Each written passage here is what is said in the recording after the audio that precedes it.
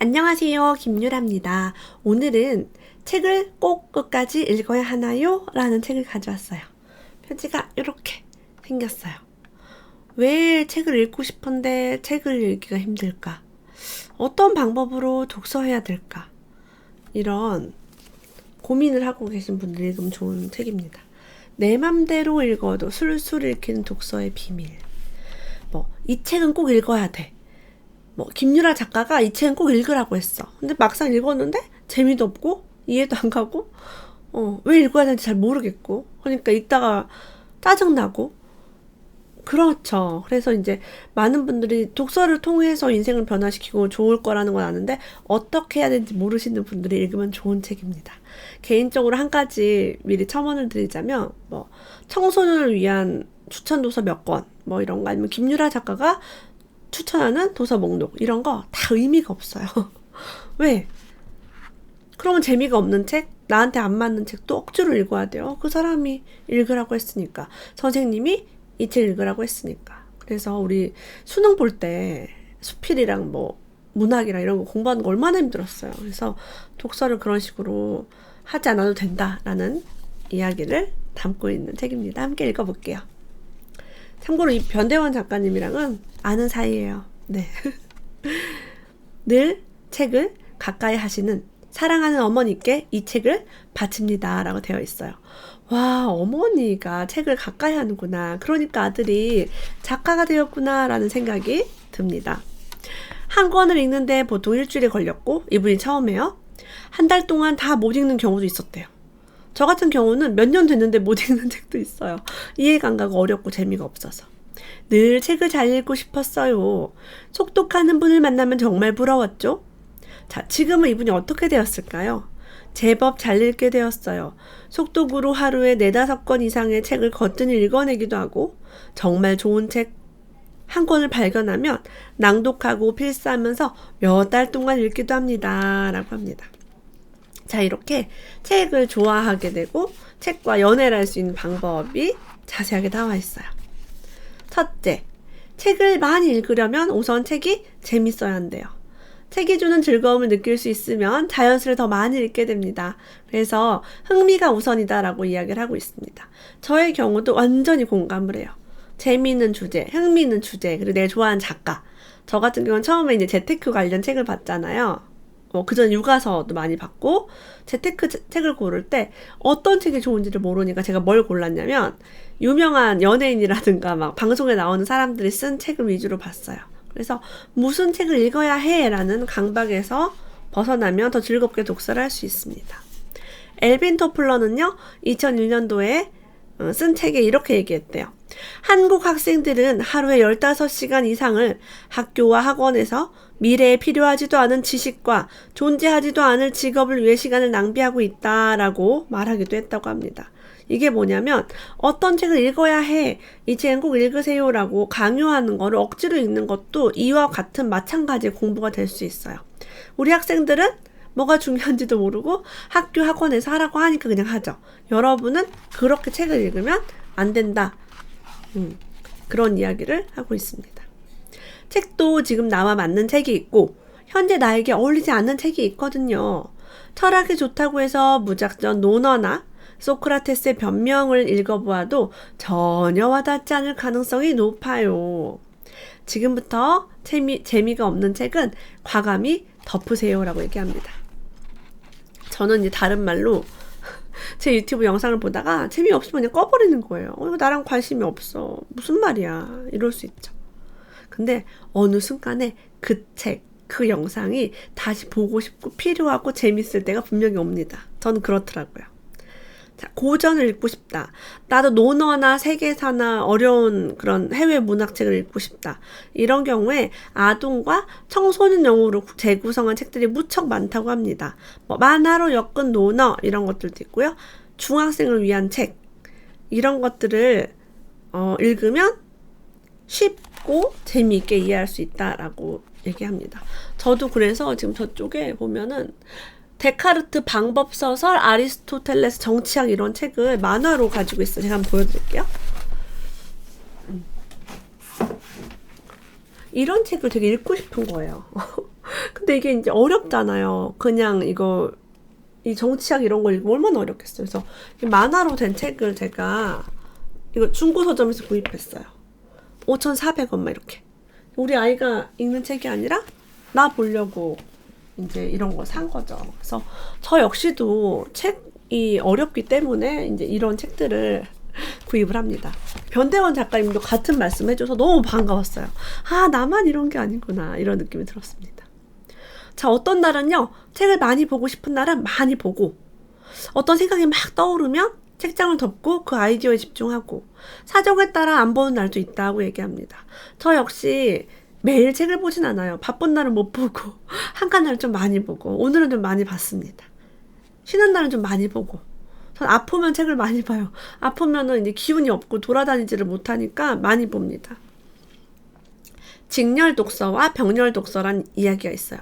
직렬 독서는 한 분야의 책을 연달아서 이어봄으로써 해당 분야의 지식을 깊이 쌓는 독서. 그리고 병렬 독서는 여러 분야의 책을 골고루 읽음으로써 깊이보다는 지식의 폭을 넓히는 독서라고 합니다. 직렬 독서는 도서관에서 하면 가장 좋아요. 왜냐면 깊이 있게 읽어야 되는데 그런 다양한 책을 한 번에 다 사서 보기가 부담스러우니까. 병렬 독서는 옆으로 쭉 읽는 거죠. 이거는 서점이 좋다고 합니다. 베스트셀러 굉장히 많죠. 서점에 가면 그런 것만 봐도 좋은 책을 쉽게 살펴볼 수가 있어요. 마음에 와닿는 좋은 구절은 밑줄도 그어보고 떠오르는 생각이 있으면 여백에 적어보아라. 이러면 훨씬 풍성한 독서가 된다라고 합니다. 경험에 비추어 보면 깨끗하게 읽은 책은 깨끗이 잊어버립니다. 반대로 여러 가지 많이 메모해놓고 책에 많은 흔적을 남길수록 더 많이 기억되고요. 특히 노트에 따로 기록하며 제 생각을 함께 정리한 책은 훨씬 더 많은 것이 기억에 남습니다. 저의 경우는 제 블로그에 서평을 쓴 책, 그리고 제가 유튜브에 올린 책에 더 많은 기억이 남더라고요. 그러니까 그렇게 안 하면 기억이 안 남으니까 계속 이걸 반복하고 있어요. 500원짜리 동전과 100원짜리 동전이 떨어져 있으면 뭘 주어야 할까요? 그럼 많은 분들이 500원이죠 라고 얘기해요. 하지만 이 이야기의 정답은 둘 다 죽는다래요. 완전 빵 터졌어요. 왜? 다 주어야지, 다 돈인데. 무엇이 정답이다라는 생각 자체가 잘못되었다라고 합니다. 책도 역시 정독이 옳다, 속독이 옳다, 발췌독이 옳다, 서평을 써야 된다, 아니다, 이런 게 없다는 거예요.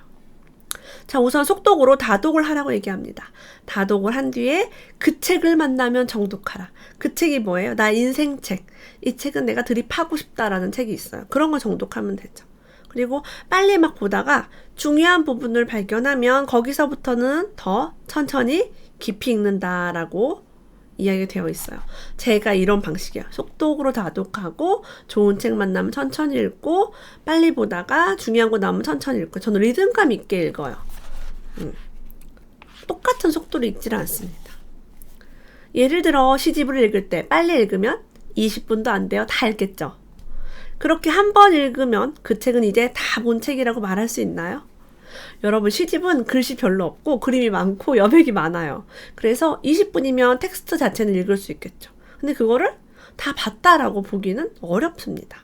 그래서 독서는요, 깊은 사유를 통하는 길이라고 이야기를 하고 있어요. 그리고 다양한 분야를 읽음으로써 세상의 다양한 퍼즐 조각을 얻는 것이다. 예 속담에 장님 코끼리 말하듯 한다란 말이 있대요. 코끼리의 코를 만진 사람은 코끼리를 커다란 뱀처럼 길쭉하게 상상을 해요.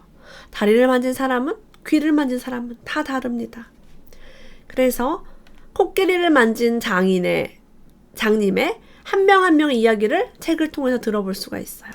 망한 사람, 여행한 사람, 부자인 사람, 가난한 사람, 주식 투자, 부동산 투자, 사업으로 성공한 사람 다 다르죠. 그래서 그걸 통해서 이 다양한 퍼즐을 맞추는 거예요.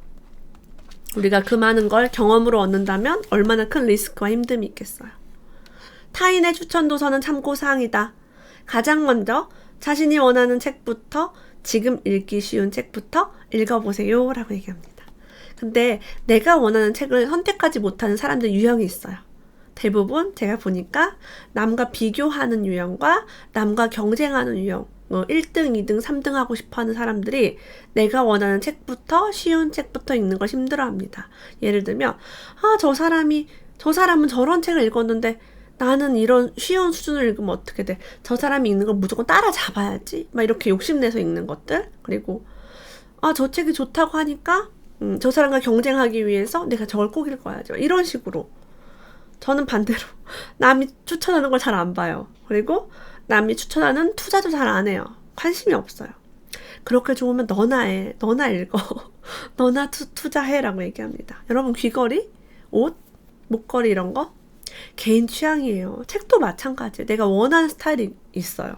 그래서 자기가 원하는 거 지금 읽기 쉬운 거 읽으라고 합니다. 처음에는 책을 읽었지만 어느 순간 그 책을 통해 작가의 생각을 읽을 수 있었고 결국 작가의 생각과 대화하는 저 자신을 읽을 수 있었어요. 그런 과정을 통해 세상을 바라보는 시각도 차츰 달라졌습니다. 우선 책을 읽으면 부정적인 사람이 긍정적으로 변합니다. 여러분, 운동 이론에 대한 책을 100권 읽으면 근육이 만들어지나요? 아니에요. 다이어트 책을 제가 많이 읽어봤어요. 살이 하나도 안 빠져. 그것처럼 독서는 경험으로 연결이 돼야지 인생이 풍요로워집니다. 그래서 경험, 실천을 강조하고 있어요. 자, 근데 사실 우리가 스마트폰 하고 일을 하고 사람들 만나고 하면 책을 읽을 시간이 영 없어요. 자, 책을 읽을 시간도 확보해야 하지만 공간을 찾아라 라고 얘기하고 있습니다. 저는 서재가 있거든요. 서재가 있으면 딱 책을 읽을 수 있는 그 분위기가 조성이 돼요. 책을 읽는 공간을 찾아서 책을 잘 읽히는 경험을 쌓아야 한다라고 얘기합니다. 의자만 돌려 손만 뻗어도 책이 닿을 수 있게 배치를 해두라 라고. 저 같은 경우도 이렇게 손을 뻗으면 다 책을 지금 아까도 가져왔죠. 책 가지러 가기 귀찮은 환경에 있으면 책을 안 읽게 됩니다. 우리가 스마트폰을 자주 하는 이유는 금방 손에 닿으니까. 지스코 소세딕 여사가요, 태아는 천재다라는 책을 썼어요. 평범한 부부의 4자매가 모두 IQ 160 이상의 천재로 자랐습니다. 대학을 굉장히 빨리 들어가서 학업을 했죠.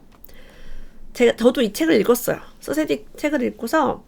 근데 이분은 뱃속에 있을 때부터 아이들에게 오감 교육, 대화, 그림, 지금 이거는 빨간색이야 이런 말을 뱃속에 있는 아이에게 그리면서 해줬어요. 저도 따라했거든요. 클래식을 들려주고 책을 읽어주고 그랬습니다. 그래서 이분은 아이는 무조건 천재다. 천재니까 그에 맞는 교육을 해야 한다 라고 얘기해요. 그래서 우리도 역시 천재성을 가지고 있다라는 이야기를 함께 해주고 있어요. 근데 여러분, 천재 영재의 특징 중에 가장 뛰어난 것이 책을 많이 읽는다입니다. 그래서 우리가 책을 열심히 읽으면 무한계 인간, 독서 영재 다 될 수 있어요. 자, 책을 읽을 때요, 배경 지식이 없으면 온전히 그 내용을 이해할 수 없다고 합니다. 그래서 어려운 책을 억지로 며칠씩 걸려서 읽어도 남는 게 거의 없어요. 반면에 배경 지식이 많은 분야의 내용은 상당히 빠른 속도로 읽어도 저자가 주장하는 내용이 무엇인지, 어떤 사례를 들어 설명하고 있는지 금방 파악할 수 있다고 합니다. 그래서 우리가 다독이 필요해요. 책을 많이 읽어야 배경 지식이 점점점 쌓여가면서 후반부로 갈수록 이해력이 확 높아져요. 누구나 처음에는 이해가 안 가고 어렵고, 저도 읽지 않은 분야의 책은 이해를 못합니다. 파스칼은 이렇게 말했대요. 너무 빨리 읽거나 너무 천천히 읽을 때 모두 아무것도 이해할 수 없다. 이게 뭐냐면 여러분, 빨리 읽는 게 좋은 것도 아니고 천천히 읽어도 안 좋다. 예를 들면 저는 이 책을 며칠씩 걸려 읽으면 이 앞에 내용이 기억이 안 나요. 여기가. 만약 이걸 일주일 걸려서 읽었다. 그럼 이 앞에 이 저자 소개도 기억이 안 나요. 여러분, 이 저자의 프로필과 양력, 어느 대학을 나왔고 무슨 일을 했고 이거 기억나겠어요? 일주일 후에? 기억 안 납니다. 만나본 사람도 아닌데. 제가 책을 하루에 다 읽는 이유는 바로 이것 때문이에요. 천천히 읽어서 내일 모레로 조금씩 읽고 나눠서 읽고 이렇게 하면 기억이 안 나요. 이해할 수 없어요. 그래서 전 차라리 빨리 읽고 이해가 안 가면 다시 찾아보고 이런 식으로 합니다. 다산 정약용 선생님이 이런 말씀하셨어요. 오직 기록한 것만 기억된다. 독서에는 3가지가 있다. 입으로 읽고 눈으로 읽고 손으로 읽는 독서다. 그 중에서 가장 중요한 것은 손으로 읽는 독서다. 쓴 것을 더 잘 기억할 수밖에 없는 이유는 단순히 다시 볼 수 있기 때문만은 아닙니다. 우리가 손을 쓰게 되면 눈으로만 인식할 때와는 전혀 다른 감각이 활성화됩니다. 그래서 혹시 책을 많이 읽었는데 별로 변화된 게 없다, 지식이 깊어지지 않는다라고 하시는 분 한번 적어보세요. 저는 손으로보다는 타이핑을 쳐가지고 이제 컴퓨터에다 많이 저장을 해놨는데 굉장히 큰 도움이 됐습니다. 그리고 핸드폰 안에서 볼 수 있기 때문에 에버노트 같은 데 저장을 하면 많이 봐서 나중에 암기가 자동으로 되더라고요. 그리고 다시 보고 싶은 페이지는 위쪽을 접어놓고 깊은 울림이 있거나 유용한 글을 만났을 때는 아래쪽을 접는다고 해요. 제가 존경하는 스승님 푸르마버님 최희수 작가님께서 아래쪽을 접는 방법으로 더 중요한 걸 체크하시는 걸 보고 되게 놀랐습니다. 역시 독서에 대가는 이런 방법이 있구나라는 걸 깨달았어요. 자, 우리가 마음 가는 대로 독서를 자유롭게 하다 보면 한 번은 반드시 만나게 된다고 해요. 무엇을 만날까요? 내 삶을 흔드는 그런 한 문장. 그래서 그것 때문에 막 감동이 오고 막 벅찬 느낌이 듭니다. 그러면 내 인생이 바꾸는 거죠. 책을 읽고 가슴을 울리는 문장을 만났다면 그 문장을 손에 꽉 쥐고 일어서야 합니다. 그리고 그 울림대로 행동해야지요. 오직 행동하는 지식만이 세상을 바꿀 수 있기 때문이죠. 맞아요. 저는 책을 계속 읽는 이유가 이 한 문장을 찾기 위해서. 저는 솔직히 말하면 속독은 하지만 부분 독서는 하지 않아요. 요 챕터만 봐야지 이건 없어요. 왜냐면 그 한 문장이 어디에 처박혀 있는지 알 수가 없어요. 그래서 일단 한번 훑어서 봐야지 그 한 문장을 만날 수 있습니다. 독서의 방법이 좀 헷갈리는 분, 잘 읽고 싶은데 방법을 모르고 어려우신 분들은 꼭 한번 읽어봐야 할 책. 사실은 중요한 내용은 자유롭게 독서해라, 좋아하는 대로 해라 라는 뜻입니다. 오늘도 함께 해주셔서 감사합니다. 다음에 또 만나요.